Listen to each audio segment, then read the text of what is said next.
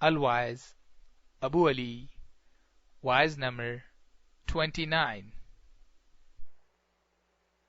29th of May 1988, Wise in San Francisco, Jamaat Khana. Yali Madad.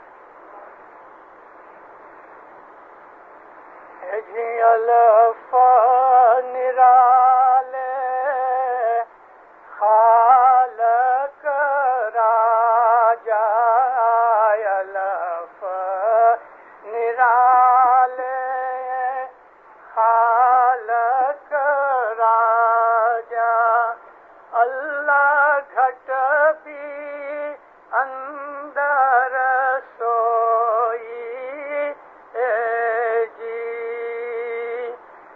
جس گھٹ اندر سیوا تیری جس گھٹ اندر سیوا تیری اللہ سوئی گھٹ نرمل ہوئی دوزخ گھٹ اندر کنواں اگن دا دوزخ گھٹ اندر کنواں اگن دا باتیاں شیطان کے واسائے مولانا حضرت امام صلوات صلی اللہ محمد و آل محمد. ہمارے گینان جو ہے نا،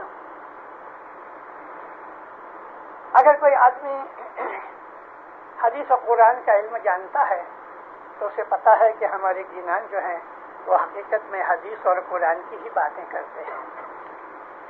حضرت مولانا امام سلطان محمد شاہ صلوات اللہ علیہ نے فرمایا ہے کہ پیر صدر دل نے تم کو جو گینان بتائے ہیں وہ گینان جو ہیں دوسرے پیروں نے بھی وہ گینان قرآن شریف کی تفسیر ہے. تفسیر کہتے ہیں ترجمہ کرنے کے بعد وہ ترجمہ انسان کی زندگی کے اندر کس طرح سے اپلائی ہو سکے اس کو تفسیر کہتے ہیں. اور تعویل اس کو کہتے ہیں کہ کس وجہ سے خدا تعالیٰ نے یہ حکم فرمایا ہے. تو دینداروں، یہ جو گینانوں کے اندر ہمیں دنیا کی نصیحتیں بھی کی گئیں، ہمیں دین کی نصیحتیں بھی کی گئیں. ایسی بھی بہت سی چیزیں ہیں کہ جو ہمیں حدیث و قرآن میں نہیں ملتی، لیکن زمانے کے حساب سے ہمیں گینانوں کے اندر پیروں نے فرمایا. معاذ بن جبل رسول اللہ کے ایک بہت بڑے صحابی تھے، بڑے عالم بھی تھے. ایک دفعہ حضور نے معاذ بن جبل کو کسی دور دیش کے اندر عامل بنا کے بھیجا اور اس کا امتحان لینے کے لیے اس کو پوچھتے ہیں، اے معاذ، وہاں تم جاتے ہو کہ جہاں کچھ جھگڑا ہے تو تمہارے سامنے جب کوئی چیز آئے گی تو تم کس طرح سے فیصلہ کرو گے؟ کہتے یا نبی میں قرآن شریف کے حساب سے اس کا فیصلہ کروں گا. حضور نے فرمایا اگر قرآن میں تمہیں وہ چیز نہ ملی تو عرض کی کہ یا نبی میں آپ کے اسوہ حسنہ میں سے آپ کے جو حکم ہیں میں ان میں سے یعنی حدیث میں سے میں اس کا فیصلہ کروں گا. نبی ہنس کے کہتے ہیں کہ مانو کہ وہ کوئی ایسی چیز ہوگی کہ تمہیں قرآن میں سے بھی نہ ملی، میری حدیث میں سے بھی نہ ملی، تو کہتا یا نبی پھر میں اپنی عقل سے بات کروں گا. حضور فرمایا شاباش، کیونکہ انسانی عقل جو ہے وہ خدا کی بخشش ہے، انسان کی کوئی ارن کی ہوئی کمائی ہوئی چیز نہیں ہے. انسان جس طرح سونا چاندی کھود کھود کے زمین کو ڈھونڈتا ہے، عقل کہیں ملتی نہیں، عقل تو دی جاتی ہے. اس لیے عقل کو نبی باطنی کہا گیا. ایک تو ظاہراً نبی ہے کہ جو انبیاء آئے، لیکن جو انسانی عقل ہے اور اگر وہ عقل خدا رسول کے فرمان کے حساب سے عمل میں لائی جائے تو وہ عقل بھی باطنی نبی ہے، کیونکہ عقل خدا کے نور میں سے اتری. عقل کا جو درجہ ہے وہ نبوت کا درجہ ہے.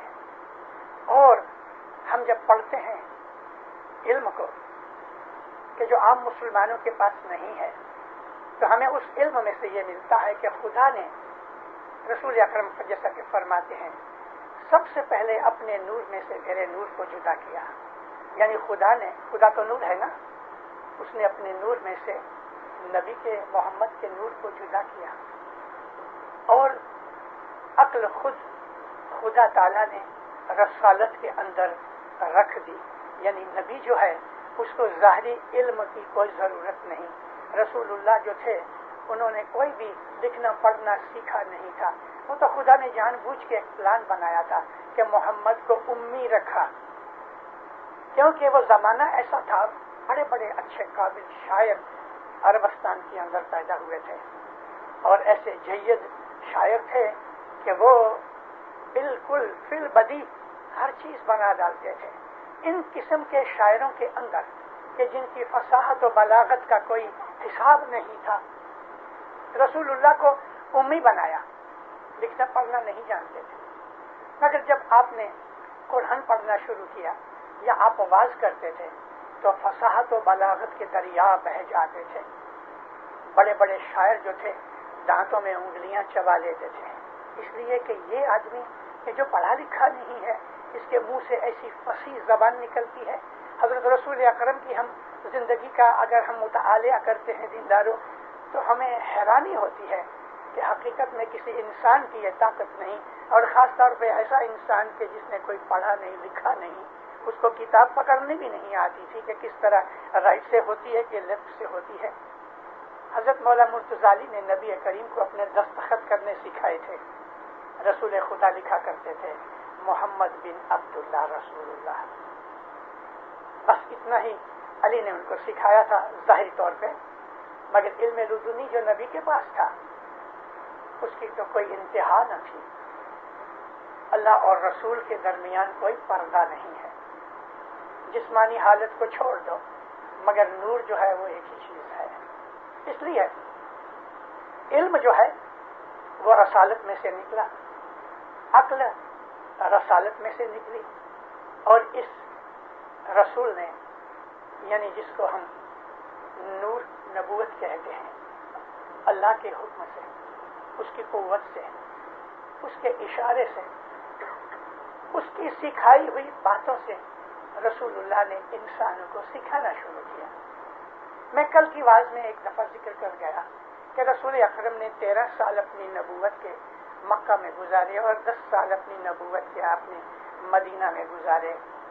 لیکن پہلے 13 برس کی آپ کی رسالت کے درمیان مکہ کے اندر بہت ہی تھوڑے مسلمان ہوئے، بہت ہی تھوڑے. اور وہ کون تھے؟ غریب تھے، غلام تھے. جیسے کہ حضرت بلال جو تھے نا وہ ایک یہودی کے غلام تھے. ایک دفعہ سلیمان فارسی کی سنگت میں آنے سے حضرت بلال جو تھے وہ مسلمان ہو گئے. سلیمان فارسی اولین مسلمانوں میں سے ہیں. سلیمان فارسی اس وقت بہت بزرگ تھے. ان کی ساری حیات جو ہے وہ 253 برس کی ہے. 253 ایئرس کی عمر تھی سلیمان کی. اور اتنا درجہ تھا ان کا کہ رسول اکرم نے اس کو اہل بیت میں لے لیا. حالانکہ وہ فارسی تھے، ایرانی تھے. تو جب ایران میں پیدا ہوئے تو ان کا مذہب فارسی تھا، آگ کی پوجا کرتے تھے. ان کو علم کا، حقیقت کا بڑا شوق تھا. وہ ڈھونڈنا چاہتے تھے کہ حق کدھر ہے.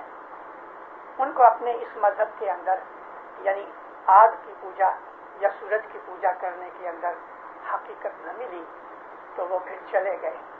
کرسچن بھی بنے، یہودیوں میں بھی رہے، اس زمانے کے مجوسیوں میں بھی رہے، اور بھی جو صائبین وغیرہ تھے ان کے ساتھ بھی ملے، صوفیوں میں بھی گئے.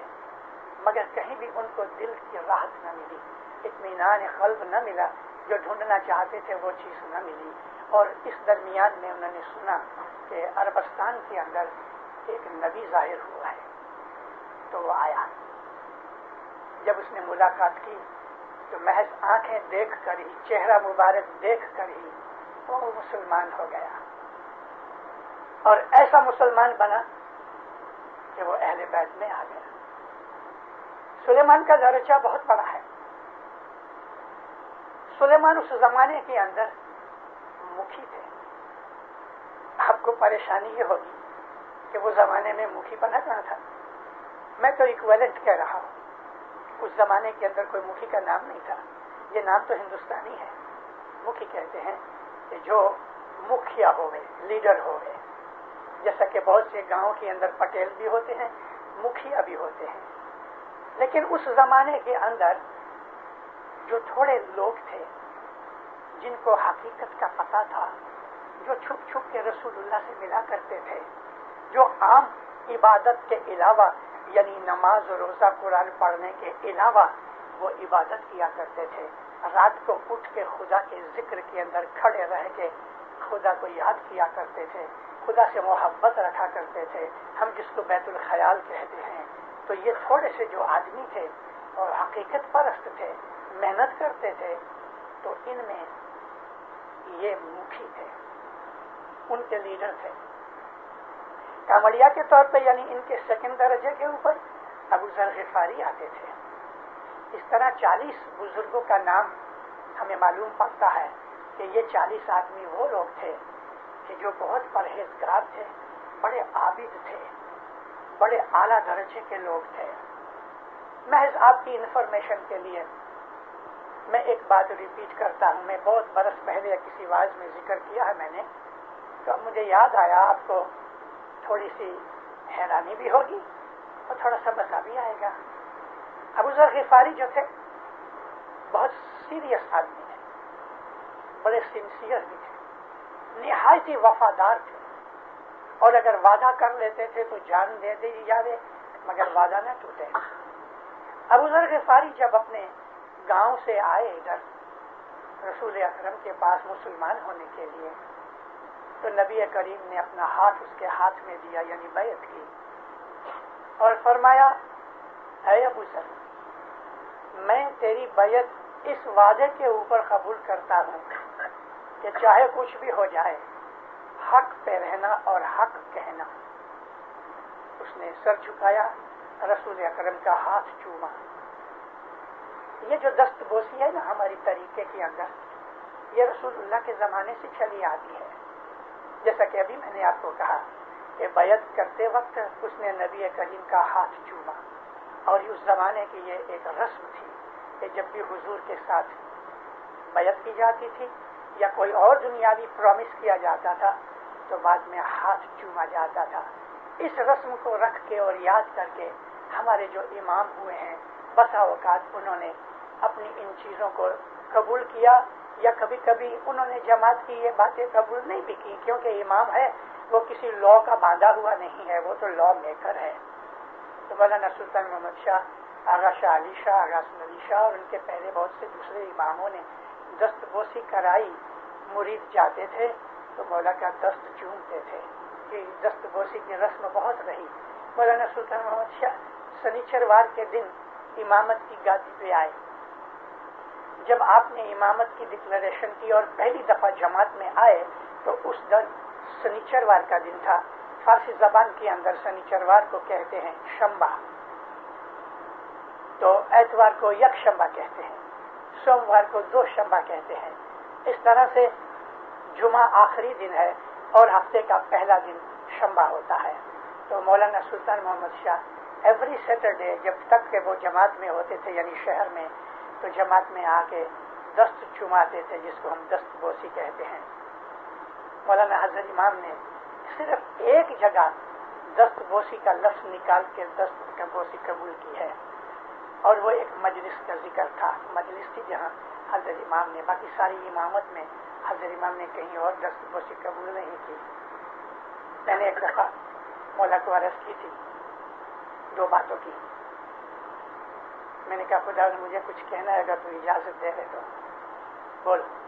میں نے کہا مولا سلطان محمد شاہ کے زمانے کے اندر لوگ پاٹھ رکھ کے اپنی مہمانی رکھتے تھے، کرسی رکھتے تھے، سامنے آ کے بیٹھ جاتے تھے، اور سلطان محمد شاہ جب آتے تھے تو کرسی پہ بیٹھ کے ساری فیملی میں بیٹھتے تھے، چاہے 1 منٹ بیٹھے 10 منٹ بیٹھے، مگر بیٹھ کے جیسے کہ فیملی میں گھر میں آئے ہوئے تو ہماری اس طرح مہمانیاں ہوتی تھیں. اور یا مولا تو ہے کہ جماعت خانے میں آتا ہے 2 आदमी आते हैं, 3 आदमी आते हैं, तो तुम बस रहमत करते हो। मैं जरा खामोश हो गया, सब हंसने लगे। सब कहते हैं तेरे को पता है, मेरे दादा के वक्त सारी दुनिया के अंदर सबसे बड़ी ताकत जो थी, इंटरनेशनल पावर जो थी, वो ब्रिटिश थी। ब्रिटिश का राज तकरीबन आधी दुनिया के ऊपर था, और बाकी के बहुत से जो मुल्क थे उन पे भी ब्रिटिश का बहुत बड़ा इन्फ्लुएंस था। तो कहीं भी जमात को कोई तकलीफ होती थी तो मेरे जो ग्रैंडफादर थे वो सिर्फ टेलीफोन उठा के फॉरेन ऑफिस के साथ बात करते थे कि फलानी जगह मेरी जमात को ये तकलीफ है, और ये फॉरेन ऑफिस उधर के गवर्नर को फोन करे या तार करे और वह हमारी मुश्किलें हल हो जाती थी। इसलिए मेरे दादा के पास वक्त बहुत था। मेरे को अभी क्या है पता है तेरे को, कि बहुत से मुल्क फ्री हो गए, हर मुल्क आजाद हो गया, ब्रिटिश का इन्फ्लुएंस निकल गया, और भी कोई ऐसी सल्तनत नहीं रही कि जिसका इन्फ्लुएंस हर जगह पहुंच सके। इसके लिए मुझे छोटे से काम के लिए भी मुझे पर्सनली अटेंड करना पड़ता है, मेरा बहुत वक्त जाता है, और इसके लिए मैं इतना वक्त नहीं दे सकता। मेरे दादा आते थे, 2-2 महीने बम्बई में रह के थोड़ी थोड़ी मेहमानियां रोज कबूल करते थे। ये बात सच है कि 40 मेहमानियों की लिमिट रखी थी सुल्तान मोहम्मद शाह ने, रोज 40 मेहमानियां ले रहे थे। तो मौला कहते हैं मेरे पास वक्त किधर है, मैं कबूल कर लेता हूँ। मैं बोला ये तो ठीक है, तेरी रहमत है, तू कबूल कर लेता है, लेकिन खुदावन ऐसा कभी नहीं होएगा कि तू इस तरह दादे की तरह आके बैठे एक एक फैमिली की मेहमानी ले। सब बहुत हंसे, लेकिन मुझे जवाब नहीं दिया। दूसरी बात मैंने की, वो दस्त चुमाने की बात थी, तो वो भी हंस के मुझे देखते रहे, हंसते रहे, ना हाँ कहा ना कहा। लेकिन उसके बाद एक मजलिस के अंदर, एक मजलिस की मेहमानी में, एक मंडली में साहब ने दस्त बोसी कबूल की। ये दस्त चुमाना कोई मजहबी रस्म नहीं है, ये एक महज हमारी इज्जत और तौकीर का इजहार है, expression of our love and respect for मौलाना हजरत। तो रसूल अकरम का दस्त चूमा अबू जर गिफारी ने, और आमन्ना सदकना कहा, यानी मैं इसको कबूल करता हूँ। और हकीकत में अबू जर ने सारी जिंदगी अपने इस वचन को निभाया। अबू जर गिफारी आहिस्ता आहिस्ता आहिस्ता इबादत में आगे बढ़ते रहे। एक दिन मौला अली के पास गए। अब उसको थोड़ी थोड़ी मौला अली की शनाख्त होने लगी थी कि अली कौन है, लेकिन अभी तक मालूम नहीं था कि अली कौन है। तो एक दिन अली के पास गए। मौला अली ने उसको कहा कि अरे अबू जर, मेरे पास इतना वक्त नहीं कि मैं तुझे कुछ कहूँ, तू जा सुलेमान के पास जा। भले साहब। तो हजरत अबू जर गिफारी सुलेमान फारसी के पास गए। दरवाजा खटखटाया तो अंदर से आवाज दी, अबू जर अंदर आ जाओ। तो ये बड़ा हैरान हुआ, ये अबू जर अंदर आ जाओ, यानी क्या वो मेरा इंतजार करते थे? मगर उनको रूहानी तौर पर पता लग गया था कि अबू जर मेरे पास आ रहा है। दरवाजा खुला है, अबू जर अंदर आ गए, सलाम करके बैठे। सुलेमान हंस के कहते हैं, अली ने तुझे मेरे पास भेजा है ना। अबू जर को बड़ी हैरानी हुई कि ये सब बातों का इसको किस तरह इल्म हुआ, लेकिन ये एक किस्म की ठेस थी इसके दिल के ऊपर के रूहानी इल्म जो है वो और चीज है, वो चीजें कि जो लोग नहीं जानते, रूहानी इल्म में से मिलता है। बिठाया, इबादत और इल्म की बातें शुरू हुई। बैठे बैठे बैठे बैठे बैठे अबू जर को तो आदत नहीं थी। 2-3 दिन गुजर गए। 2-3 दिन तक न किसी ने खाया न कोई सोया। जब इसको एहसास हुआ, बाहर निकल के देखा, लोगों से पूछा, तब इसको पता लगा कि आज तो 3रा दिन है। बड़ा हैरान हुआ और कहने लगा कि सुलेमान अब तो बड़ी भूख लगी है। कहते अच्छा।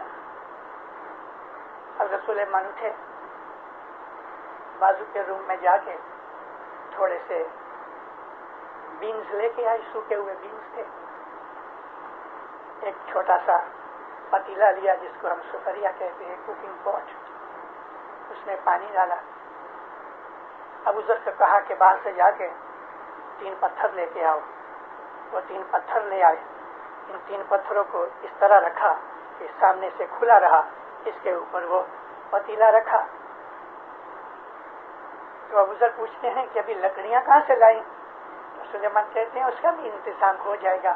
یوں کہہ کے اپنا پاؤں وہ پتیلے کے نیچے رکھا. سلیمان فارسی نے اپنا پاؤں پتیلے کے نیچے رکھا تو 5 انگلیوں میں سے 5 فلیمز نکلنے شروع ہوئے. گیس کے چولہے میں سے کس طرح فلیمز نکلتے ہیں. اب جو وہ فلیمز پاؤں میں سے نکلنے شروع ہوئے، ابو ذر کے لیے یہ ٹو مچ تھا. وہ اتنے پریشان ہوئے، اتنے حیران ہوئے کہ بھاگ کے گئے علی کے پاس، بھاگتے گئے پسینے سے شرابور. انسان کے پاؤں کی انگلیوں میں سے فلیمز نکلے، عقل گوارا نہیں کرتی. لیکن ابو ذر نے آنکھ سے دیکھا تھا. علی کے پاس بھاگتے ہانپتے پہنچے، کہتے یا علی منع کہتے تھے تیرا سانس درست ہو جائے، مگر اس کو صبر کے دیتے. یا علی، سلیمان فارسی کے پاؤں میں سے آگ نکلتی. مولا نے ہنس کے فرمایا تو نے تو ابھی کچھ نہیں دیکھا، سلیمان کے پاس بہت کچھ ہے. ٹھنڈا ہو گیا.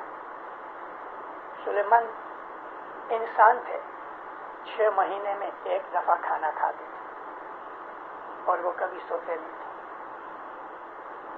کبھی نہیں سوتے. کبھی کبھی ایسا بیٹھے بیٹھے آنکھیں بند کر لیتے تھے لیکن سوتے نہیں تھے. 6 مہینے میں 1 دفعہ کھانا کھاتے تھے. 253 برس کی عمر گزر. مذہب ایک ایسی چیز ہے کہ اگر انسان اس کے اوپر چلے تو خدا کی قربت اور خدا کی طاقت اس کے اندر پیدا ہوتی ہے. وہ خدا نہیں بنتا جب تک کہ روح اس کی بدن کے اندر ہے، لیکن بدن میں سے روح آزاد ہو جانے کے بعد وہ روح خدا کے نور میں مل جاتی ہے. ہمارا جو طریقہ ہے تو وہ یہ طریقہ ہے. ہمارے گنانوں کے اندر سلیمان کے لیے یہ الفاظ ہیں کہ سلیمان اور ابو ذر غفاری مکھی قمریہ تھے. عمار بن یاسر بھی مکھی قمریوں میں سے تھے. ہمارے اندر ان زمانے کے مکھی قمریوں کے نام ہیں. میں نے آپ کو کہہ دیا کہ اس زمانے کے اندر مکھی نام نہیں ہوتا تھا کیونکہ عربی لفظ نہیں ہے یہ، مگر اس زمانے میں ان کا جو کچھ بھی نام تھا یا پوزیشن تھی. نبی کریم کبھی کبھی ان کو عامل کہا کرتے تھے. عربی زبان کے اندر ایک لفظ معزون ہے کہ جو آج بھی سینٹرل ایشیا کے اندر وہ جگہ کے جو چین اور روس کے بارڈر کے اوپر ہے وہاں لاکھوں اسماعیلی بستے ہیں، اور ان اسماعیلیوں کے اندر جو اپنی جماعت ہے مکھی کو معزون اول کہتے ہیں، کامڑیا کو معزون ثانی کہتے ہیں. پھر اسی طرح سے ایسے اور بھی علاقے ہیں کہ جیسے کہ یہی چین یا یہ کوکیشیا، یورال کا، تاجکستان کا، ازبکستان کا یہ جو علاقہ ہے آذربائیجان کا، آذربائیجان جو نارتھ ہے آدھا رشیا میں ہے، آدھا جو ساؤتھ علاقہ ہے وہ ایران کے اندر ہے. ان علاقوں کے اندر مکھی کو عزیز اول کہتے ہیں، کامڑیا کو عزیز ثانی کہتے ہیں، عامل بھی کہتے ہیں، مکھی بھی کہتے ہیں. تو اس زمانے کے اندر جو بھی اس گروپ یا اس جماعت کے اندر یہ 2 بڑے آفیسرز ہوتے تھے وہ یہ 2 جنے تھے. سلیمان بھی تھے، ابو ذر غفاری بھی تھے. ہمارا جو دین ہے اسلام، اس پر ہم اسماعیلی طریقے سے چلتے ہیں، اور ہم نے اپنی راضی خوشی امامت کو قبول کر کے علی علیہ السلام کے زمانے سے لے کے آج تک ہمارے باپ دادا امامت کو مانتے چلے ہیں. امامت ہماری زندگی کا مرکز ہے، یعنی وہ ہمارا ایم ہے. امامت ہمارا سینٹر ہے. امامت ہمارے لیے ہب کی طرح ہے کہ جس کے ارد گرد سارا پہیہ گھومتا ہے. امامت ہمارے مذہب کا سب سے بڑا فاؤنڈیشن ہے.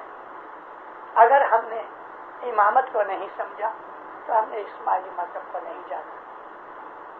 اب جو امامت ہے وہی اللہ کا نور ہے.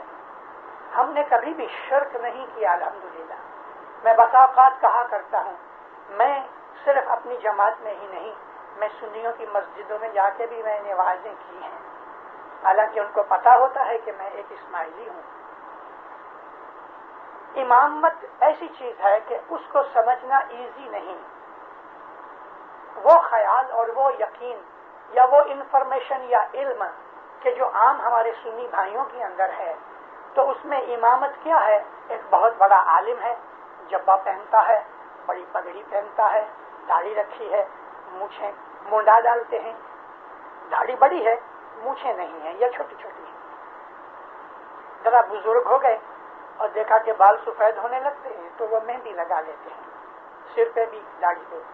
اب یہ شکل بنانے کی ضرورت کیا پڑی کہ رسول اکرم ایسا ہی کرتے تھے، مہندی لگایا کرتے تھے داڑھی کو، اپنے بالوں کو. اور وہ آدمی اس نے قرآن یا حدیث کا علم سیکھا ہوا ہے اور وہ فتویٰ دینے کے لائق ہے، بس اس کو انہوں نے عالم کہہ دیا، اور تھوڑا اور آگے گیا تو علامہ بنا دیا، تھوڑا اور اوپر گیا تو مجتہد کہہ دیا، اور سب سے بڑا درجہ دے دیا تو اس کو امام کہہ دیا. اس لیے وہ بخاری کو بھی امام کہتے ہیں، حاکم کو بھی امام کہتے ہیں، غزالی کو بھی امام کہتے ہیں، شافعی کو بھی امام کہتے ہیں. ان کے اندر جو امامت ہے نا، تو وہ کسی بھی عالم شخص کو دی جاتی ہے، جھوڑے کی طرح بانٹ دیتے ہیں. ہمارا جو طریقہ ہے اس کے اندر ہم بڑے سے بڑے عالم کو بھی امام نہیں کہہ سکتے. امام ایک ہی ہوتا ہے، اور امام وہ ہے کہ جو علی نبی کی جانشینی میں سے، علی کی اور نبی کی آل اور اطرت میں سے اترتا ہے. ہم اسی کو امام مانتے ہیں. جیسے کہ دوسرے بھی ہمارے شیعہ بھائی ہیں، وہ امامت کو جس طرح مانتے ہیں ہم اس طرح مانتے ہیں، تھوڑا اور بھی زیادہ مانتے ہیں. لیکن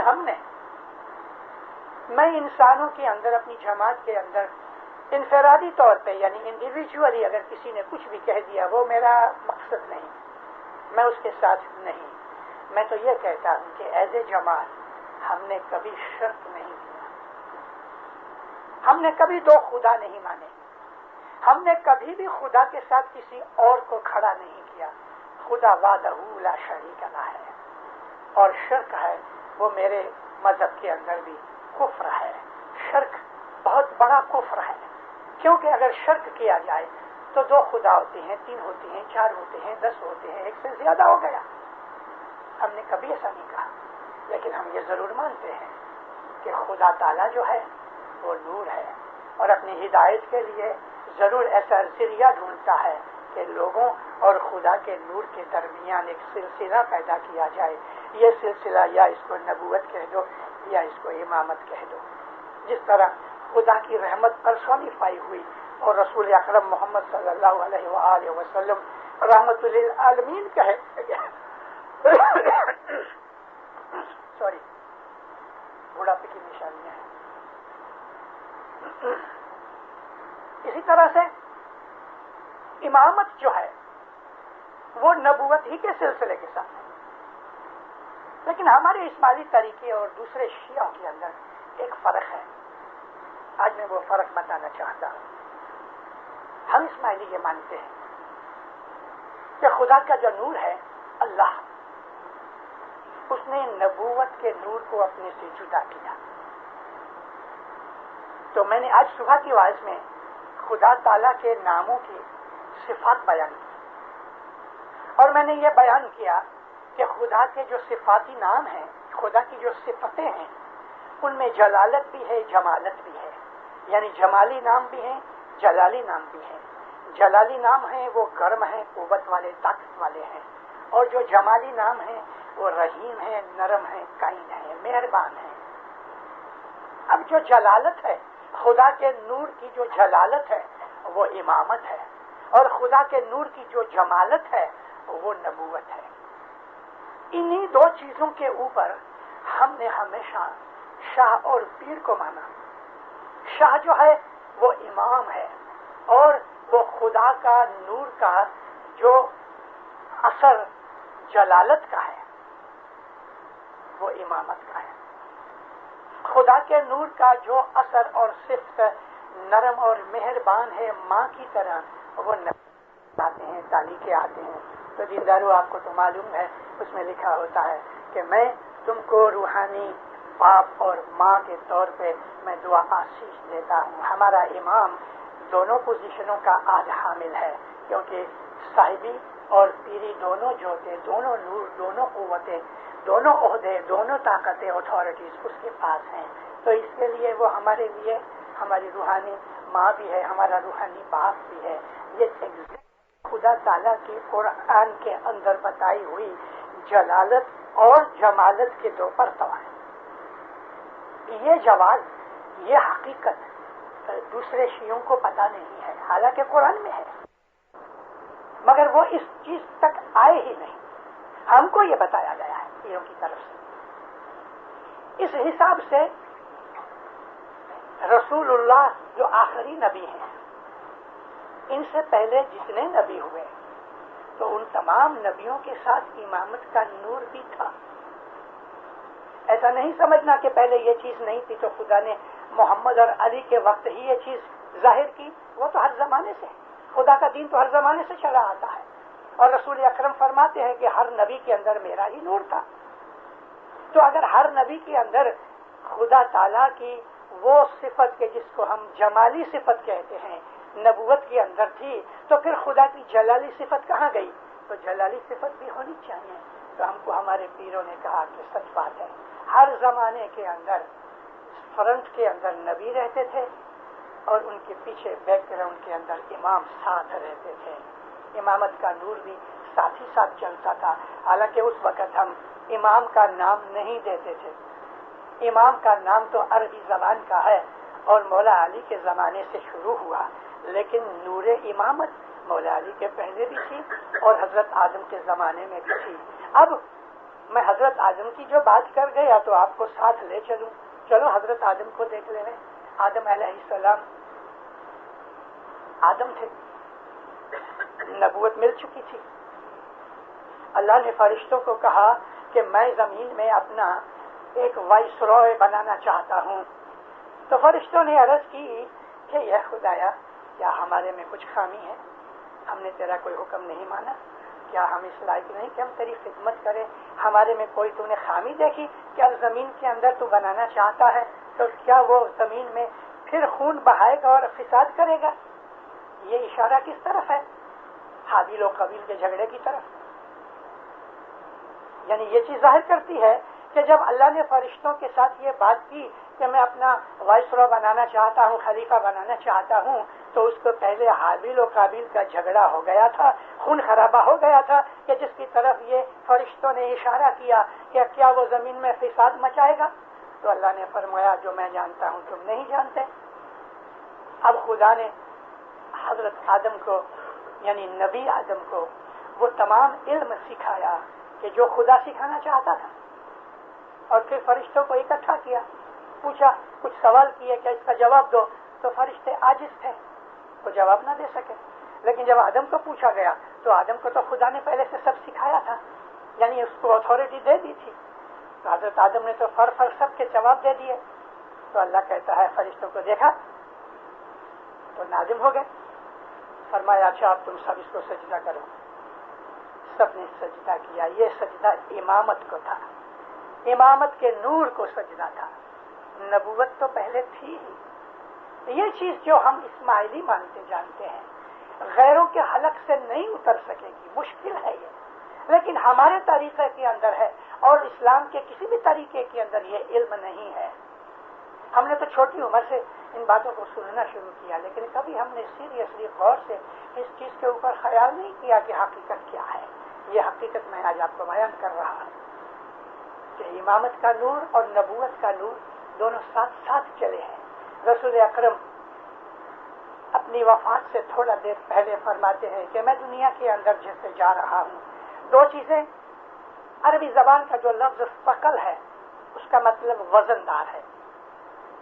بہت ایسی چیز کہ جس کو ہم جلدی سے ہضم نہیں کر سکتے اس کو بھی کہتے ہیں غذاء ثقیل، یعنی وہ غذا کہ جو بڑی وزن دار بھاری ہے، جلدی سے ہضم نہیں ہو سکی. مگر یہاں ثقل کا نام رکھ کے رسول اکرم نے جو کہا تو اس میں کتنی بڑی خوبی رکھی کہ میں دو بھاری چیزیں، ثقلین کی حدیث کا ذکر کرتا ہوں، میں دو وزندار چیزیں، بھاری چیزیں، ثقیل چیزیں چھوڑے جاتا ہوں. ثقیل کا مطلب یہ بھی ہے کہ وہ چیزیں ہیں کہ جن کو تم اچھی طرح سمجھ نہیں سکو گے، یہ وہ چیزیں ہیں کہ جو بہت امپورٹنٹ ہیں، یہ وہ چیزیں ہیں کہ جو تم اٹھانے کے لائق نہیں ہو، یہ وہ چیزیں ہیں کہ جن چیزوں کے اوپر ساری زمین و آسمان کی ہستی کا دار و مدار ہے۔ یہ دو چیزیں، ایک تو امامت ہے اور دوسرا کتاب اللہ۔ حدیث میں امامت کا نام نہیں ہے، لیکن حضرت رسول اکرم کی حدیثوں میں یا تو اطرتی کا نام آتا ہے یا اہل بیتی، میری اہل بیت یا میری اطرت۔ اور حضور نے اس چیز کا خلاصہ بھی کیا ہے کہ اہل بیت سے میرا مطلب یہی ہے، علی ہے، فاطمہ ہے، حسن حسین ہے۔ یہ بھی سنیوں کی حدیثوں میں سے ہمیں ملتا ہے۔ ایک دن نبی کریم بیٹھے تھے، ذرا تھوڑی تھوڑی بوندا باندی، بہت تھوڑی تھوڑی بوندا باندی ہوتی تھی، ٹھنڈی ٹھنڈی ہوا چل رہی تھی، تو رسول اکرم کالی کملی اوڑھے بیٹھے تھے۔ اس زمانے کے اندر چھوٹے چھوٹے مٹی کے مکان تھے، دروازے بھی ایسے ہی تھے، دروازہ کھلا تھا، ٹھنڈی ہوا آ رہی تھی، تو تھوڑی بچے جیسے ہنستے ہیں دوڑتے دوڑتے اس طرح سے آوازیں آنی شروع ہوئی، تو یکا یک دیکھا تو حسن حسین ایک دوسرے کا ہاتھ پکڑے ہوئے بھاگتے بھاگتے ہنستے ہنستے کلکلیاں کرتے کرتے چلے آ رہے ہیں۔ رسول اکرم نے اپنے ان پیارے نواسوں کو دیکھا تو وہ جو کمبلی اوڑھی ہوئی تھی اس طرح کر کے کھول دی۔ جیسے ہی کھول دی تو دونوں بیٹے آ کے آپ کے زانوؤں کے اوپر گود میں بیٹھ گئے اور اپنی کمبلی میں ان کو لپیٹ لیا، دونوں کو کس کیا۔ ان کے پیار کی جو باتیں ہیں وہ تو حدیثوں میں بے شمار ہیں۔ تھوڑی دیر ہوئی تو ماتا فاطمہ ان کے پیچھے چلی آتی ہیں، رسول اکرم نے اس کو نزدیک بٹھا کے اور سامنے بٹھایا اور اپنی کمبلی میں اس کو بھی لے لیا۔ یہ جو کمرہ تھا یہ بی بی عائشہ کا کمرہ تھا، اور اس دن بی بی عائشہ کی باری تھی کہ جب رسول اکرم یہاں آئے۔ تھوڑی دیر ہوئی تو حضرت مولا مرتضیٰ مشکل کشا چلے آئے، تو آپ نے کمبلی پھر کھولی، بی بی فاطمہ ذرا ہٹ گئی تو حضرت رسول اکرم بھی آ گئے، ان کو بھی کمبلی میں لے لیا، آواز لگائی، اے عائشہ عائشہ عائشہ۔ عائشہ جب ہی آئی، دیکھیے میرے اہل بیت ہیں۔ حضرت عائشہ کہتی ہیں میں اس میں آؤں؟ فرمایا نہیں۔ اب اس قسم کی 2-3 حدیثیں ہیں۔ اب یہ عائشہ کے گھر کی حدیث ہے، بالکل اسی طرح سے حضرت ام سلمہ تھی نا، ان کے گھر کی بھی ایسی ہی ایک حدیث ہے، اور ام سلمہ بیان کرتی ہیں کہ یا نبی میں اس کمبلی کے اندر بلینکٹ میں آ جاؤں تو آپ نے منع کیا۔ یہ میری اہل بیت ہے۔ ایک دن حضرت حسین علیہ السلام چھوٹے تھے اور آپ نے اس کو بغل میں ڈالا ہوا، اس دن بھی ذرا ٹھنڈی کا دن تھا۔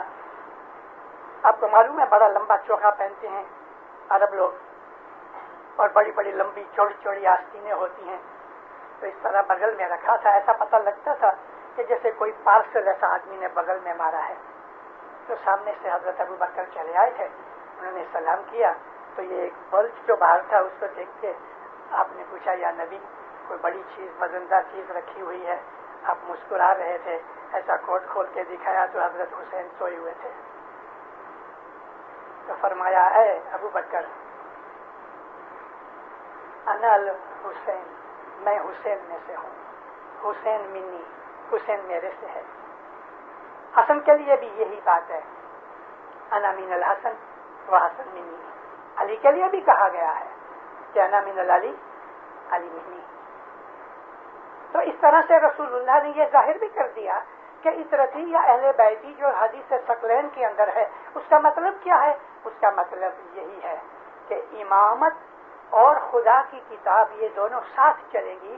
فرمایا حوض کوثر تک یہ میرے سے ایک دوسرے سے جدا نہ ہوگی، اور حوض کوثر میں آ کے مجھ سے ملیں گی، یعنی قرآن، کتاب اللہ اور امامت۔ نبوت ابھی ختم ہو گئی، اب اس کتاب کے اوپر تنزیل کا جو سلسلہ تھا وہ ختم ہو گیا، اب جو تعدیل کا سلسلہ ہے وہ امامت کا حق ہے کہ قرآن شریف کا کون سا حکم زمانے کے حساب سے اپلائی کیا جائے، یہ حق صرف امام کا ہے اور کسی کا نہیں۔ تو کتاب اللہ، حضرت عمر نے کہہ دیا کہ حسبنا کتاب اللہ، ہم کو اللہ کی کتاب بس ہے، یعنی انہوں نے امامت کو چھوڑ دیا۔ اور رسول اللہ نے یہ بھی کہا ہے کہ ان دونوں چیزوں میں سے اگر تم نے ایک چیز رکھی اور ایک چھوڑ دی تو تم گمراہ ہو جاؤ گے قیامت تک۔ اور مسلمان واقعی گمراہ ہو گئے کہ جہاں تک کہ امامت کا تعلق ہے۔ رسول اکرم نے یہ بھی فرمایا تھا کہ یہ دونوں چیزیں اس طرح سے بٹی ہوئی ہیں کہ جیسے رسی کے اندر دو بڑی رسیاں ہوتی ہیں اور وہ انٹرٹوائنڈ ہوتی ہیں، اور یہ وہ رسی ہے کہ جو حبل اللہ متین کے طور پہ اللہ تعالیٰ نے قرآن شریف میں فرمائی ہیں۔ ہم اسماعیلی بڑے خوش نصیب ہیں کہ ہمارے پاس امامت کا سلسلہ موجود ہے اور ہم نے امامت کا دامن پکڑا ہوا ہے، مگر دینداروں، ہماری حالت ایسی ہے کہ ہم نے امامت کی بیعت کی، رسول اکرم کا یہ فرمان مان کے ہم نے امامت کو قبول کیا، اللہ کا فرمان مان کے اطیع اللہ اور اطیع الرسول اور اولی الامر کا ہم نے حضر امام کی بیعت کی، اور ہم نے اللہ رسول کا حکم مانا، حضر امام کی بیعت کی۔ سچ بات ہے، لیکن کیا سچ مچ ہم نے حضر امام کے ساتھ کیے ہوئے پرومس کو پورا کیا؟ بیعت کا مطلب یہ پرومس ہوتا ہے کہ یا مولا تو میرا امام ہے، میں تیرا مرید ہوں، میں تیرا حکم مانوں گا، تو جو کہے گا میں وہ کروں گا اور تجھ کو راضی رکھنے کے لیے سب کچھ کروں گا۔ حضرت امام فرماتے ہیں کہ کوئی چیز اس سے زیادہ مجھ کو خوش نہیں کرتی جتنا تم جب جماعت خانے میں آتے ہو، اور یہ دیکھ کر کہ تم جماعت خانے میں آتے ہو میں اتنا خوش ہوتا ہوں کہ اس سے زیادہ اور کوئی خوشی نہیں ہے۔ مولا فرماتے ہیں اس سے زیادہ کوئی چیز مجھے دکھ نہیں دیتی جب میں یہ دیکھتا ہوں کہ تم جماعت خانے میں نہیں آتے۔ دیندارو، اب میں آپ کے اوپر چھوڑتا ہوں، آپ کا دل کیا کہتا ہے؟ حضرت امام کو امام مان کے آپ یہ چاہتے ہیں حضرت امام کو دکھ دو؟ اور اگر حضرت امام کو کہ جس کی بیعت کر کے آپ اس کو دکھ دے رہے ہو تو پھر آپ کا ایمان کیسا ہے؟ آپ کا ایمان کہاں گیا؟ آپ تو امام کو دکھ دے رہے ہو، بجائے اس کے کہ اس کا فرمان مانو آپ اس کو دکھ دے رہے ہو، اور وہ بھی ڈالر کی خاطر، چند ڈالر کی خاطر۔ میں ایسا نہیں کہتا کہ رزق پیدا نہ کرو، رزق پیدا کرنا، بیوی بچوں کو مینٹین کرنا ہماری عبادت میں شامل ہے۔ رسول اکرم فرماتے ہیں کہ ایک لقمہ توڑ کے جو اپنے بیوی بچوں کے منہ میں ڈالتا ہے وہ مسلمان خدا کا عابد ہے، کیونکہ بیوی بچوں کو مینٹین کرنا، ان کا منہ میں لقمہ دینا خدا کی عبادت ہے۔ یہاں لقمہ دینے سے مطلب ایسا نہیں ہے گھر جا کے بیوی کے منہ میں لقمہ دو کے آیا بولی مشنری نے واعظ میں کہا تھا۔ یہاں لقمہ دینے سے مطلب ہے آپ ان کو مینٹین کرو، ان کے کپڑے کے لیے، بچوں کے کپڑوں کے لیے، ان کے کھانے کے لیے، ان کے رہنے کے لیے، ان کی تعلیم کے لیے، ان کی ہیلتھ کے لیے۔ یہ تمام چیزیں مرد نے اپنے اوپر اٹھائی ہیں، اور عورت کا فرض ہے کہ وہ اپنے مرد کی ساتھی بن کے اس کی مددگار بنے، لیکن ہیڈ آف دی فیملی ہے وہ اسلامی نظریے سے مرد ہوتا ہے۔ میں یہاں کی ویسٹرن کنٹریز کی حالت کو اچھی طرح جانتا ہوں۔ ویسٹرن کنٹریز کی طرف منہ کر کے آپ ان کی تقلید اور ان کے پیچھے بھاگنے کی کوشش مت کرو، اپنے مذہب کو دیکھو اور اپنے مذہب کی کلچر کے اوپر عمل کرو۔ ہمارا مذہب یہ ہمیں سکھاتا ہے کہ ہم ملٹیپل فیملیز کے ساتھ رہتے ہیں، یعنی جوائنٹ یونائٹڈ فیملیز، جس کے لیے حضرت امام نے اپنے فرمانوں میں ہمیں بہت دفعہ فرمان کیا ہوا ہے۔ ہم کو اپنے مذہب میں سے سب چیز سیکھنی چاہیے۔ کوئی بھی کوشچن آپ کے منہ میں، آپ کے دماغ میں آ جاوے، آپ کے سامنے آ جاوے، تو اس کا جواب اپنے مذہب میں ڈھونڈو۔ غیر کیا کرتے ہیں اس کے ساتھ ہمیں کوئی تعلق نہیں۔ ہمارا مولا کیا کہتا ہے، امام کیا فرمان کرتا ہے، ہمیں اس کے اوپر عمل کرنا ہے۔ اور امام کے ساتھ آپ نے بیعت کی ہے، ہم سب نے کی ہے۔ حضرت امام تخت نشین ہوئے تو پہلے جو چند آدمی تھے جنہوں نے امام کی بیعت کی ہے، الحمدللہ ان کے اندر یہ غلام بھی موجود ہے۔ امام کی بیعت کا مطلب ہی یہ ہے کہ میں نے اپنا آپ سب کچھ تجھے سپرد کر دیا، اور یہی وہ مقصد تھا جو رسول اکرم بیعت لیتے وقت وعدہ کیا کرتے تھے۔ ابو ذر غفاری کو کہہ دیا کہ میں تیری بیعت قبول کرتا ہوں کہ ہمیشہ حق پہ رہنا، اور حضرت ابو ذر غفاری کے اوپر حضرت عثمان اور معاویہ نے جو ظلم کیے ہیں، آنکھوں میں سے آنسو اتر آنے، اتنے ظلم پڑھتے پڑھتے اگر ہوتے ہیں، یعنی ان کے اوپر کیے ہوئے ظلموں کو پڑھ کے آنکھیں بھر آتی ہیں، تو حضرت ابو ذر کی خود کی حالت کیسی ہوگی؟ لیکن اس بہادر شیر نے، اس وفادار رسول اکرم کے مرید نے، اس سچے مومن اور مسلمان نے، اس خدا کے عاشق نے اف نہیں کی اور ہمیشہ حق بولتے رہے۔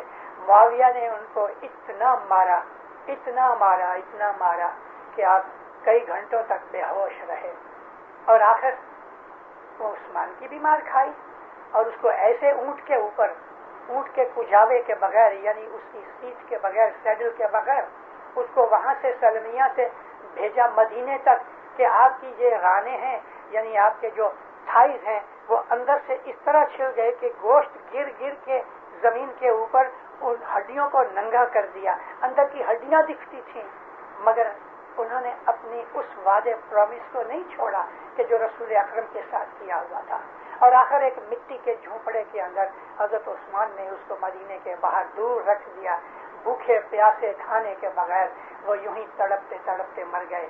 لیکن حضرت ابو ذر غفاری نے اپنے اس نبھایا پرومس کو۔ ہم نے بھی حضرت امام کے ساتھ پرومس کیا ہے۔ امام کا مطلب کیا ہے؟ اگر آپ نے امام کا حکم نہیں مانا تو آپ مرید کیسے اور وہ آپ کا امام کیسے؟ امام تو یہ ہوتا ہے کہ جس کے سامنے ہم سر تسلیم خم کر دیں، اور حضرت امام کہ جس کو ہم اگر خوش نہیں کر سکتے چلو نہ صحیح، دکھ تو نہ دو، اور وہ دکھ مولا کہتا ہے اس سے زیادہ مجھے کہیں نہیں ملتا کہ جب میں دیکھتا ہوں میرے روحانی بچے جماعت خانے نہیں آتے۔ اب بتاؤ، جو آپ نے اپنے امام کو ہی دکھ دینا شروع کر دیا تو اس آدمی کا درجہ کیا؟ کنہوں نے رسول اور علی کو دکھ دیے تھے؟ کنہوں نے دیے؟ کیا ہم بھی ان لوگوں کے گروپ میں شامل ہونا چاہتے ہیں کہ ہم اپنے حضرت امام کو دکھ دیں، اور وہ اس لیے دیں کہ ہمیں دنیا کی محبت ہے؟ رزق کی میں بات کر رہا تھا، آپ کی اگر شام کے وقت جاب ہے خوشی سے جاؤ، خدا آپ کو برکت دے دے، لیکن مولا کو کہو مولا میں جاب کی وجہ سے جماعت خانے نہیں جا سکتا، تو قادر مطلق ہے، ایسا نہ ہو کہ میری جاب تو ایسی بدل دے، یا مولا ایسا کام دے کہ میں روز تیرے دروازے پہ آ کے تجھے سلام کروں، شکر گزاری کا سجدہ کروں اور میں تیرے ساتھ ملاقات کروں، یا مولا ایسا نہیں ہو سکتا، کبھی آپ ایسی دعا مانگو، میں آپ کو کہتا ہوں کہ چند مہینوں کے اندر ہی مولا آپ کا وہ بندوبست کر دے گا کہ آپ جماعت خانے بھی آ سکو، اپنی روزی بھی کماؤ۔ اور پھر بھی وہ لوگ کہ جو شام کے وقت جماعت خانے نہیں آ سکتے، تو دینداروں کیا صبح کے وقت منع کیا گیا ہے کہ آپ صبح بھی جماعت خانے نہ آؤ؟ آپ اگر جماعت خانے ہی نہیں آتے تو میں پوچھتا ہوں کہ مذہب کا کون سا کام آپ کر رہے ہو؟ جو سب سے پہلا کام ہے کہ مدرسے میں جانا، اگر مدرسے میں ہی بچہ نہ جائے تو اس علم کیا سیکھے گا؟ ہاں، ہم کو حضرت امام نے اجازت دی ہے کہ اگر تمہاری جاب ہے تو کہیں بھی ہو دعا پڑھ لو، اجازت ہے، اور اتنا تک حکم بھی ہے، کوئی گناہ نہیں، مگر ساتھ ساتھ جماعت خانے آنے کا یہ جو فرمان ہے اس فرمان کے اوپر عمل کرنے کا کیا سوچا آپ نے؟ شام کو نہیں آ سکتے تو کیا صبح نہیں آ سکتے؟ اگر صبح نہیں آ سکتے تو کیا شام کو نہیں آ سکتے؟ اور اگر ایسی ہی جاب ہے کہ جو 20 گھنٹے چلتی ہے، شام کو 5 بجے سے لے کے صبح 8 بجے تک، تو دینداروں ایسی جاب تو میں نے کبھی دیکھی نہیں۔ پھر بھی اگر ہو بھی سکے ایسی جاب کہ جو 18-20 گھنٹے چلتی ہے، نہ شام کو آ سکتے ہو نہ صبح آ سکتے ہو، تو اس پروردگار سے مدد مانگو کہ یا مولا تو ایسا ہے کہ 2 گھنٹے اگر میں روزی پیدا کروں تو مجھے اتنی روزی دے سکتا ہے کہ مجھے 12 گھنٹے محنت کرنے کی ضرورت نہیں۔ آپ نے کبھی خدا کو کہا کہ اے خدایا میرا یہ کام برابر نہیں، میں تیرے سے دور ہٹ رہا ہوں، مجھے ایسا کام دے کہ میں دنیا بھی سنبھالوں، میں تیری محبت میں بھی سرشار رہوں؟ ایسے کبھی دعا مانگی؟ اور اگر ایسی دعا مانگی ہے تو میں آپ کو اگر نہیں پوری ہوئی تو مجھے اس میں شک ہے۔ کانپور کے اندر اپنا ایک بہت بڑا مشہور اسماعیلی، بعد میں تو وہ وارث بنا، اس کا نام جیوا اسماعیل، چھوٹا آدمی تھا، ینگ تھا، چمڑے کا ویپار کرتا تھا، مگر فیملی اسٹرکچر ایسا تھا کہ اس کے دل کے اندر یہ لگا تھا بھوکا مر جاؤں مگر جائمات کھانا نہیں چھوڑوں۔ روزی وہ دیتا ہے، وہ پروردگار ایسا روزی دینے والا ہے کہ ایک آنکھ کی پلک میں بادشاہ بنا دے گا۔ اور مومنوں، جس آدمی کو سخت محنت کے بعد روٹی ملتی ہے یہ بھی اس کے گناہوں کی وجہ سے ہے۔ روٹی آگے اور وہ پیچھے، اتنی محنت کرے کہ اس کو پیٹ بھر کے محض کھانا ملے، تو خدا کو کہو مولا میرے کچھ گناہ ہیں کہ میری روزی تنگ ہے، وگرنہ تو ایسا ہے کہ پتھر کے اندر پڑے ہوئے کیڑے کو بھی تو رزق دیتا ہے۔ اے پروردگار، اے رازق، اے رب العالمین، میرے گناہ بخش دے، میری روزی آسان کر دے کہ میں تجھ کو بھی یاد کروں اور میری روزی بھی اچھی طرح سے مل سکے۔ وہ ہے مالک ایسا کہ جیوا بھائی اسماعیل کی عادت تھی شام کو جماعت خانے سے ٹائم کے 1 گھنٹہ پہلے دکان بند کر دے رہے، چاہے کتنا بھی بڑا گاہک آ جاوے، یہ دکان بند کر کے گھر جاوے، نہا دھو کے بچوں کے ساتھ بیٹھے چائے وغیرہ پیے، جماعت خانے چلے جائے۔ 365 دن۔ 1914 کی لڑائی لگی، اس وقت اس کی عمر بہت چھوٹی تھی، 16-18 کی بات ہے۔ ایک بڑا بیپاری آگرہ سے جس کا کارخانہ تھا بوٹ کا، وہ کچھ مال خریدنے کے لیے آرمی کا کوئی بہت بڑا کانٹریکٹ تھا، گیا کانپور گیا، اس کا نام سنا ہوا تھا جیوا اسماعیل کا۔ اس کی دکان پہ گیا، شام کا وقت تھا، وہ دکان بند کر رہا تھا۔ اس نے سلام کر کے بیٹھا، کہتا ہے میرے کو 20,000 روپے کا مال چاہیے، آج سے 70-75 برس پہلے 20,000 یعنی آج کے 20 لاکھ روپے ہوئے۔ تو اس نے کہا معاف کرنا، میں ابھی دکان بند کر رہا ہوں، مجھے جانا ہے۔ تو بڑا حیران ہوا، کہتے کیا بات کرتے ہو، میں 20,000 روپے کا تمہیں میں ویپار دیتا ہوں، تم اگر 15-20 منٹ یا آدھا گھنٹہ بیٹھ جاؤ۔ کہتے سوری میں تو جاتا ہوں۔ اس آدمی کو جو آگرہ سے آیا تھا، اس کو بڑا غصہ لگا کہ میں اتنا بڑا ویپاری اتنا بڑا ویپار دیتا ہوں اور اس آدمی کو پرواہ ہی نہیں ہے۔ ہوا کر کے چلا گیا۔ اس نے تو دروازہ بند کیا، آرام اطمینان کے ساتھ گھر گیا، جماعت خانے گیا۔ اب یہ آدمی سارے بازار میں گھومتا رہا، سب جگہ، مگر جو مال چاہیے تھا اور جس قیمت پہ چاہیے تھا کچھ سودا بنا نہیں۔ اب یہ کہتا تھا جیوا بھائی کو کہ میرے کو آج کی رات کی گاڑی میں واپس جانا ہے۔ دوسرے دن صبح جب 8 بجے اس نے دکان کھولنے کے لیے آیا تو وہ آدمی اس کی دکان کھولنے سے پہلے وہاں تھڑے کے اوپر بیٹھا ہوا تھا۔ سلام کر کے اس کو جیوا بھائی نے پوچھا کیوں، سر مال نہیں ملا؟ کہتا ہے بس نہیں ملا، مجھ کو رات گزارنی پڑی۔ دکان کھولی، بیپار وہ 20,000 کا کہتا تھا، 30-35 کا کیا، بیپار ہو گیا، چائے پانی پی۔ وہ کہتا ہے کہ مجھے ایک بات کہو، کل اتنا بڑا بیپار میں لے کے آیا، تم آدھا گھنٹہ اس کے لیے نہیں ٹھہر سکتے؟ کہتا دیکھ میں خدا کے ساتھ پرومس کیا تھا کہ میں اتنے بجے آؤں گا، اب تو بتا میں خدا کو چھوڑ دوں تمہارے یہ 20,000 روپے کے لیے؟ اگر خدا چاہے تو مجھے 20 لاکھ دے سکتا ہے۔ اس کے اوپر بہت اثر پڑا کہ جس آدمی نے اتنی بڑی رقم کا بیپار محض عبادت کی خاطر خدا کی خاطر چھوڑ دیا، اس کے بعد اس آدمی نے ایسا تعلق پیدا کیا کہ اسے جو چیز چاہیے تھی وہ ادھر ہی سے لیتا تھا اور کبھی بھاؤ نہیں پوچھتا تھا۔ مولانا امام سلطان محمد شاہ صلوات اللہ علیہ ایک دفعہ آئے ادھر حسن آباد، مہمانیاں بہت تھیں، ایک آدمی نے مہمانی رکھی، مولا آ کے بیٹھے، اداس منہ، پھیکا منہ، غمگینی چھائی ہوئی، آنکھوں میں پانی آ گیا، پاؤں پہ گرا، کہتے مولا بہت دکھی ہوں۔ کیا ہے؟ کہتے خداوند روٹی آگے ہے میں پیچھے ہوں۔ مولا فرمایا کیا کام کرتے ہو؟ مولا کریانے کی میری ایک دکان ہے، میں 16 گھنٹے کام کرتا ہوں لیکن میرا پورا نہیں ہوتا۔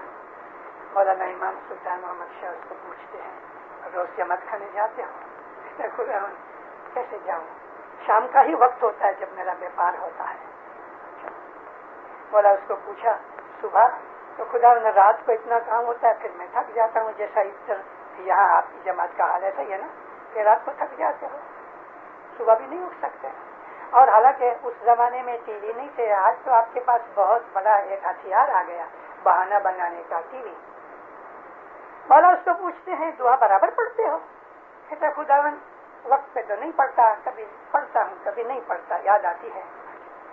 تو تم 10 بند تو کبھی خداوند پورا ہی نہیں ہوتا، 10 بند کیسے تم؟ امام سلطان محمد شاہ صلوات اللہ علیہ نے اپنے دست مبارک کو اپنے گلے کے اوپر رکھا، یہ اپنے کالر کے اور ٹائی کو اس طرح سے پکڑا کہ جیسے گلا دباتا ہے وہ بھی آدمی، اس طرح کر کے سب اس کو کہتے ہیں کہ دیکھ روز جماعت خانے جاؤ، برابر دعا پڑھو، برابر 10 بندو، پھر بھی تم آسودہ نہیں ہو نا تو ہم کو ادھر سے پکڑو، یعنی مجھ کو گردن سے پکڑو۔ ہے کوئی ایسا آپ کے اندر کہ جس کو پورا نہ ہوتا ہوئے اور برابر دسون دے اور برابر دعا پڑے اور روز جماعت کھانے آوے، پھر بھی اگر آسودہ نہ ہوئے تو مولا کو پکڑو، مگر اس کے پہلے ابو علی کو پکڑ لینا کہ بھئی تو یہ فرمان سنا کے گیا تھا۔ دیندارو، جو مذہب ہے نا، مذہب تھوڑی قربانی مانگتا ہے، مذہب کچھ قیمت چاہتا ہے، اور وہ قیمت یہ ہے کہ ہم مذہب کے اوپر دنیا قربان کر دے رہے ہیں۔ ہم اپنی دنیا بگاڑنا نہیں چاہتے۔ ہمارا مذہب یہ کہتا ہے کہ دنیا بھی سنبھالو، دین بھی سنبھالو۔ ہمارا مذہب یہ کہتا ہے کہ دنیا میں بھی بادشاہ بنو، دین میں بھی بادشاہ بنو، امیر بنو، مالدار بنو، اور انشاءاللہ بہت مالدار بنو گے۔ حضرت امام نے دعائیں دی ہوئی ہیں کہ نارتھ امریکہ میں جو میری جماعت ہے انشاءاللہ ایک دن بہت مالدار بنے گی، بہت مالدار۔ پھر صاحب کہتے ہیں مگر مجھے ڈر ہے وہ میرے کو بھول جائیں گے۔ گئے 20 برس سے کم، آہستہ آہستہ ہماری جماعت کینیڈا اور اسٹیٹس کے اندر آگے رہنا شروع کر رہی ہے اور بڑھ رہی ہے۔ انشاءاللہ 20-25 برس کے اندر یہاں 1 لاکھ اسماعیلی ہوئیں گے جو آج لگ بھگ 60,000 کے قریب ہیں۔ دیندارو، میں آپ کو یہ بھی خاطری سے کہتا ہوں کہ دن بدن اسماعیلی جماعت کی جو اکنامک کنڈیشن ہے وہ اچھی ہوتی رہے گی، فائنینشیل کنڈیشن بڑھتی رہے گی، ضرور بڑھے گی۔ 50 برس کے بعد تو شاید میں دنیا میں نہیں بھی ہوں گا، بلا شک نہیں ہوں گا۔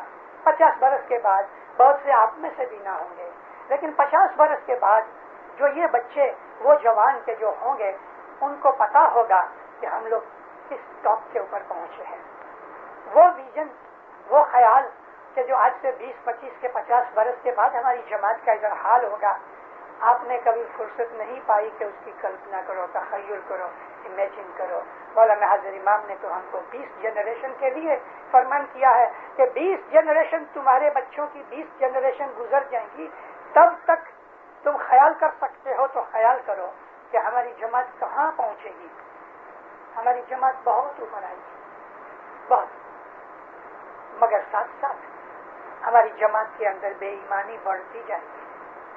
میں نے کل بھی کہا تھا، آج واپس کہتا ہوں، اور 5 سال سے میں اب جماعتوں کے اندر کہتا آیا ہوں کہ دن بدن ہماری جو وسطی ہے نا، جس کو مردم شماری پاپولیشن کہتے ہیں، وہ بڑھے گی نہیں، گھٹے گی۔ ساری دنیا کی بات کرتا ہوں۔ کیوں گھٹ جائے گی؟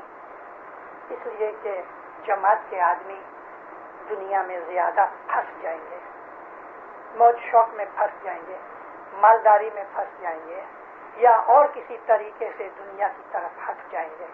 جو آدمی جماعت خانے نہیں آتا ریگولرلی، آہستہ آہستہ اس کے دل میں شک پیدا ہوگی، وہ ایمان گھٹتا جائے گا، دسویں بند ہو جائے گی، عبادت بند ہو جائے گی، دعا پڑھنا بند ہو جائے گا، اور کچھ ہی برسوں کے بعد وہ آدمی نام کا اسماعیلی ضرور رہے گا لیکن بعد میں ہٹ جائے گا۔ اور جب کوئی غیر آدمی اس کے ساتھ مذہب کی بات کرے گا، اس کے پاس کوئی جواب دینے کی طاقت نہیں ہوگی، تو اس کے دل کا تھوڑا بھی ایمان ہوگا وہ بھی نکل جائے گا۔ اور یہ سٹارٹنگ ہوتی ہے جماعت کے لیڈروں کے ساتھ دشمنی۔ فلاں لیڈر نے میرا اپمان کیا، اس لیے جماعت خانہ بند ہو گیا۔ ایک بہت بڑے بامبے اور کراچی کی اسماعیلی ایماندار، چست اور مشہور فیملی کا آدمی، آج وہ ظاہر پبلک میں پیپر میں یہ دے دیتا ہے کہ میں نے اسماعیلی مذہب ریناؤنس کیا۔ کینیڈا میں یہ بات بنی، اور آپ جانتے ہیں کہ وہ کون شخص ہے۔ میں اس ناپاک کا نام بھی لینا نہیں چاہتا جماعت خانے کے اندر، مگر کیوں ہوا یہ؟